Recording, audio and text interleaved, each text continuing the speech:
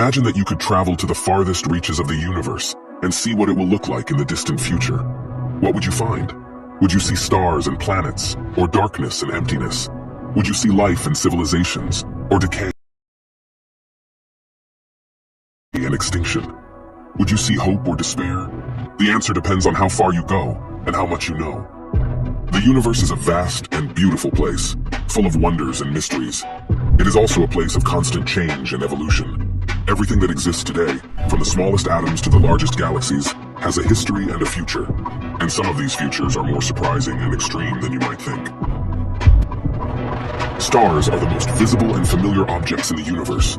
They are the source of light and heat for planets, and the origin of most elements that make up matter. Stars are the main actors in the cosmic drama that unfolds in the universe. They create new elements, shape galaxies, influence planets, and sometimes host life. But stars are not eternal. They have finite lifetimes that depend on their initial mass and composition. The more massive stars die first, followed by the less massive ones. As time goes by, fewer and fewer stars are born, while more and more stars die. Eventually, there will be no more gas left to form new stars, and the existing stars will all fade away. This is the fate of the universe, according to the current scientific understanding. The universe will enter a phase of darkness and decay, where the only objects that will remain are the stellar remnants, white dwarfs, neutron stars, and black holes. But even these objects are not immortal. They are subject to various processes that will eventually destroy them. White dwarfs and neutron stars will cool down and become black dwarfs and black neutron stars, invisible and inert lumps of matter. Black holes will slowly evaporate by emitting Hawking radiation, a quantum phenomenon that allows particles to escape from their event horizons.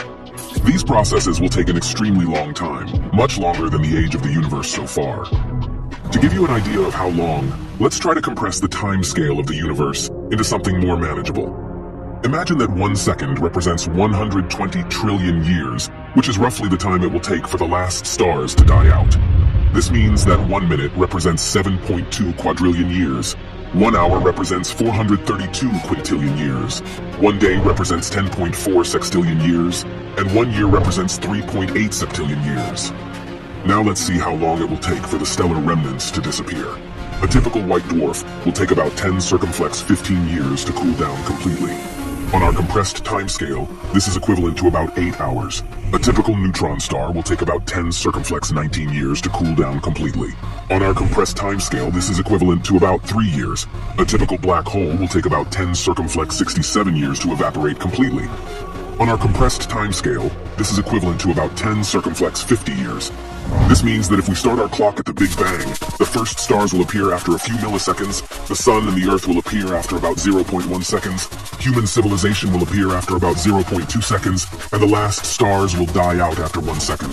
Then we will have to wait for about 8 hours for all the white dwarfs to become black, for about 3 years for all the neutron stars to become black, and for about 10 circumflex 50 years for all the black holes to disappear. This is a mind-bogglingly long time, much longer than we can imagine. That's like the universe starting with 1 second of stars and then a billion years of just black holes. Stars are basically the immediate after effects of the Big Bang. A 1 second sizzle of brightness before settling into an essentially endless era of darkness. We live in that one bright second. We are lucky enough to exist in a time when there are still stars shining in the universe, and when there is enough energy and diversity to support life. We live in a very special and brief moment in the cosmic history, and we should appreciate it, because one day, all this will be gone. The universe will become a cold and dark place, where nothing interesting or meaningful can happen. This is the ultimate fate of the universe, according to our current knowledge.